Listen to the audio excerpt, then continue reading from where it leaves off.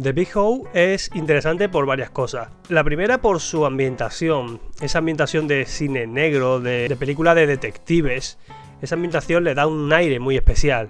Por otro lado, ese homenaje casi continuo a Batman, al superhéroe. Muchos los guiños al hombre murciélago que hay a lo largo de la serie. Y también le da un toque, un aire, un puntito diferente e interesante. En tercer lugar, su historia. Una historia fragmentada que se va desvelando poco a poco, repleta de intriga, de detalles que el espectador tiene que ir observando a lo largo de los capítulos. Y por último, su animación, sobre todo, especialmente la animación en las batallas de robots, los mechas de Big O.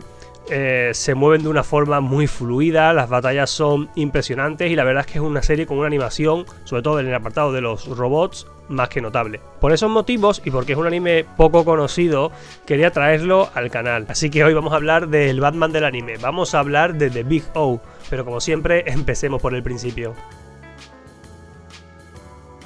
The Big O nos sitúa en Paradise City, una ciudad en la que toda su población, todas las personas que la habitan han perdido sus recuerdos por un acontecimiento, por un incidente que ocurrió 40 años atrás. Esta ciudad está dividida como en dos estratos, en dos clases sociales. La clase alta, que vive en unas especies de cúpulas protegidos y con bastantes comodidades, y el resto de las personas pues que viven en una ciudad al aire libre, con sus edificios, sus calles un tanto sucias y deprimentes. Y en este panorama tenemos a nuestro protagonista, Roger Smith, un negociador, el negociador de Paradise City, que básicamente se dedica a ser contratado para resolver problemas que tienen pues los habitantes de esta ciudad. Básicamente hace las labores de un detective, ¿vale? Va indagando en ciertos casos que se le plantean e intenta llegar a una solución más o menos, bueno, no diría amistosa porque muchas veces tiene que entrar en acción, pero sí que es un tipo que, por ejemplo, no lleva armas, va en contra de sus principios e intenta solucionar todo sin emplear la violencia, aunque en muchos casos al final no le queda más remedio que hacerlo. La historia comienza cuando Roger Smith ha recibido la misión de rescatar a la hija de un ricachón de Paradise City que ha sido secuestrada. Pero cuando parece que ha conseguido llegar a un acuerdo con los secuestradores y que ya ha conseguido salvar a la chica, el padre, el supuesto padre, le dice que la chica a la que ha rescatado es un androide, que no es su hija. Después de ciertas investigaciones, de ciertas indagaciones, Roger Smith descubrirá que esa chica, esa androide, básicamente la ha creado un científico que también vive en Paradise City, a imagen y semejanza de su hija, a partir de los recuerdos que él conserva de ella. En un momento dado, los secuestradores vuelven a la acción y acaban volviendo a secuestrar a esa chica, a esa androide que se llama Dorothy, y la utilizan como núcleo central para activar un super robot, un Megadeus, que es como se llaman los super robots, los mechas de esta serie. Pero Roger Smith guarda un as en la manga, guarda un secreto, y es que él también tiene un Megadeus, el Big O, un super robot que guarda en el subsótano, en una especie de guarida que tiene abajo de su mansión, ¿no? Después de un enfrentamiento a lomos de su robot, del Big O, contra los secuestradores, consigue rescatar a la chica, pero el científico que le había dado vida a este androide acaba muriendo, es asesinado, y Dorothy, que no tiene ningún otro sitio a donde ir, decide quedarse con Roger Smith, actuar de alguna forma como una especie de ama de llaves y se quedará a vivir con él.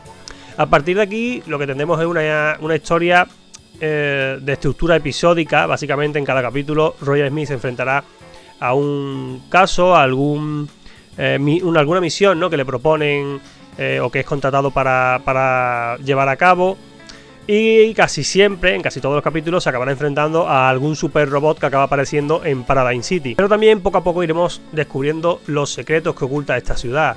Secretos como, por ejemplo, por qué nadie quiere indagar en el subsuelo de la ciudad, en el subterráneo, qué secretos se esconden ahí, qué ocurrió hace 40 años, por qué la gente perdió sus recuerdos. Son muchos los secretos que guarda esta serie, como digo, y poco a poco las piezas irán componiendo el puzzle de The Big O. Y he llamado a este vídeo el Batman del anime, pero realmente simplificar de esa forma The Big O no sería justo, ¿vale? Decir que simplemente es el Batman del anime no sería justo, y más que otra cosa es un título de clickbait que nada. Es cierto que las referencias a Batman están ahí, ¿no?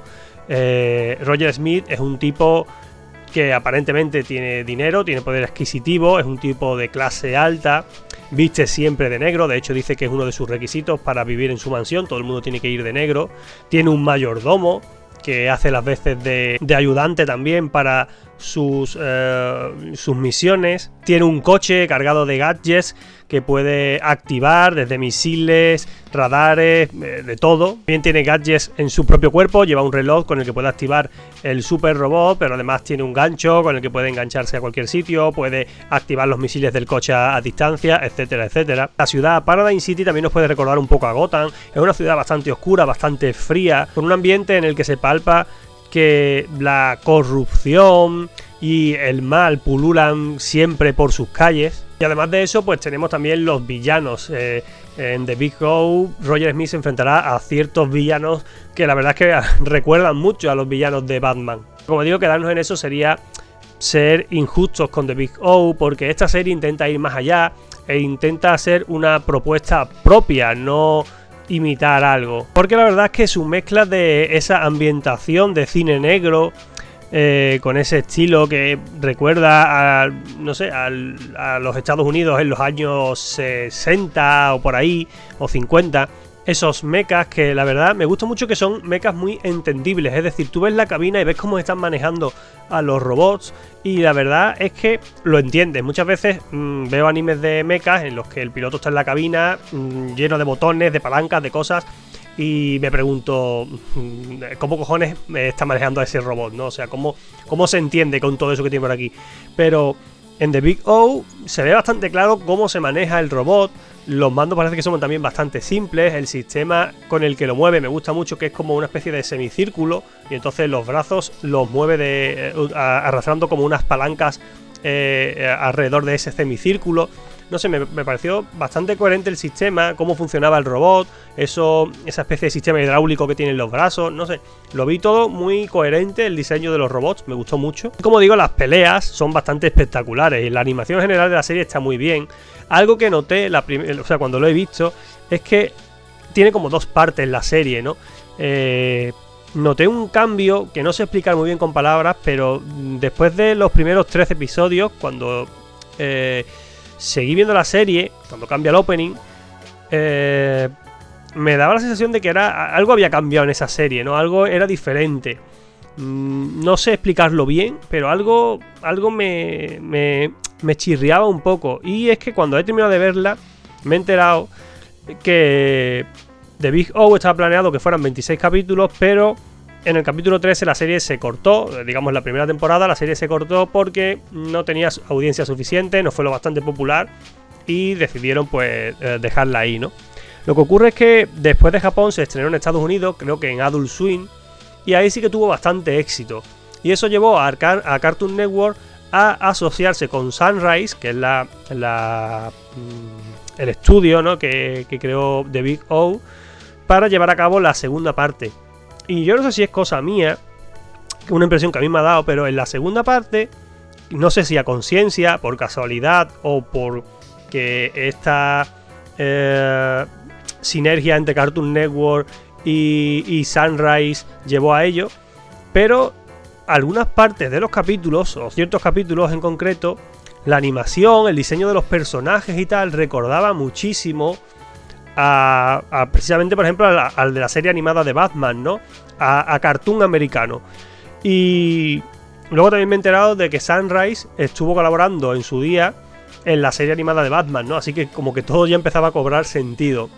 La verdad es que la segunda parte de la serie me ha gustado, pero es cierto que es el tipo de serie que cuando acabas tienes que ir a internet a buscar información, ¿vale? No no te queda clara la cosa. Cuando terminas de ver The Big O, seguramente no hayas entendido lo que ha ocurrido, ¿no? Que es lo que me ha pasado a mí, y tengas que tirar por internet y ver que hay un montón de teorías distintas sobre esta serie, algunas más plausibles que otras. Y claro, cuando he leído algunas de esas teorías he dicho, hostia, que cómo mola esta serie, ¿no? Esta serie es la hostia. Pero luego me he puesto a pensar, y esto es algo que me ocurre muchas veces con este tipo de series catalogadas como psicológicas, en las que hay una cantidad de información y de enigmas muy grande y no te lo dan todo masticadito. Y siempre me lleva a pensar lo mismo, ¿no? Si yo no hubiera leído esa teoría, esas teorías, ¿no?, que he leído de Big O, me hubiera gustado tanto la serie, la hubiera considerado una buena serie o que tiene una buena historia, porque claro, cuando coges esas teorías, que al final son teorías realizadas por los fans, ¿vale? No es nada oficial, pero ya digo, son teorías que los aficionados han ido desgranando a lo largo del tiempo, basándose pues en la propia serie, en datos que han cogido de aquí y de allá. Y como digo, algunas son más plausibles que otras, algunas tienen más coherencia que otras, pero al final no es nada oficial, o sea, no hay una respuesta oficial. ¿Qué ocurre? Pues que siempre me hago esa pregunta: ¿esta serie merecería la pena? ¿Esta serie es suficientemente buena por sí misma? ¿O al final tienes que indagar en toda esa materia, en todas esas teorías, en todos esos artículos para que realmente merezca la pena la serie? Bueno, mi respuesta con The Big O es que sí, que The Big O merece la pena. Es una serie muy entretenida de ver, con muy buena animación, que tiene un tono, un cariz distinto al de otros animes y al de otros animes de mechas.